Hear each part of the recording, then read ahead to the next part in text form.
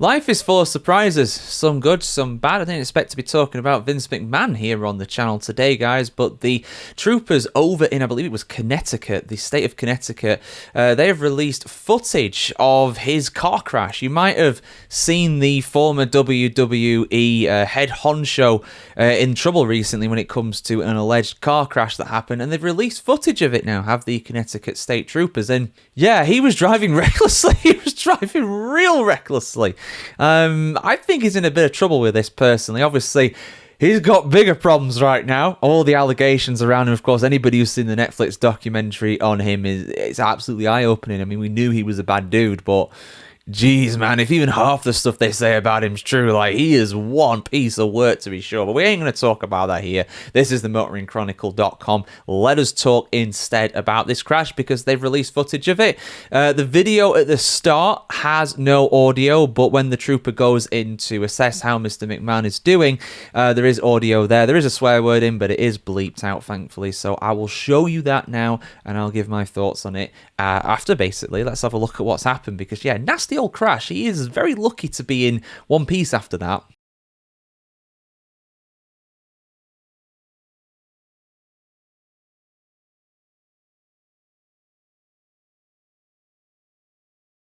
So yeah, he was doing well over 100 miles an hour at the time, so it's not a surprise he ended up being in a motor car accident as a result of that. He's 80 years of age now for reference too, so his reaction times are not going to be the best. But why was he speeding? What was the excuse? They've always got an excuse, and there's always somewhere they need to be, and they need to be there 5 minutes ago. So therefore, I can take my car on the highway and go as fast as I like. What was the excuse that he gave? He was going to his granddaughter's birthday. Which, you know, I'm not saying it's not important, of course it's not, but come on, man, that ain't an excuse. He even admits that he was going too fast, which, I mean, he was, at least he's honest about it, but here's what he had to say for himself to the trooper, who had a body cam fitted to him while he was interviewing at the scene of the accident.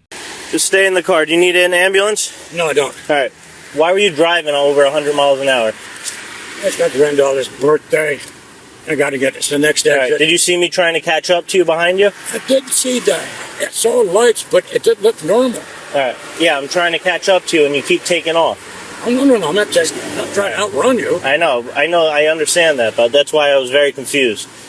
Right? Because it wasn't like you were running. It was just like you almost hit, I think, 115 miles an hour. It's fast, I'll tell you that. Yeah, too fast.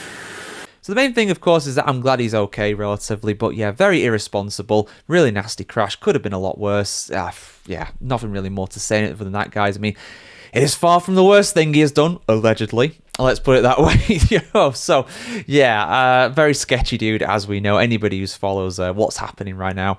Very glad he's away from WWE. He's not a part of that anymore. Triple H, I'm hoping he'll be better than he is. But, yeah, not the biggest wrestling fan myself. But when I heard about all this, it was like, I need to watch that documentary. So, I implore you do too if you've not seen it. It is beyond eye-opening. But, yeah, there we go, guys. Any more news from the weird and wacky world of cars will bring you here on the motoringchronicle.com. Have a great weekend.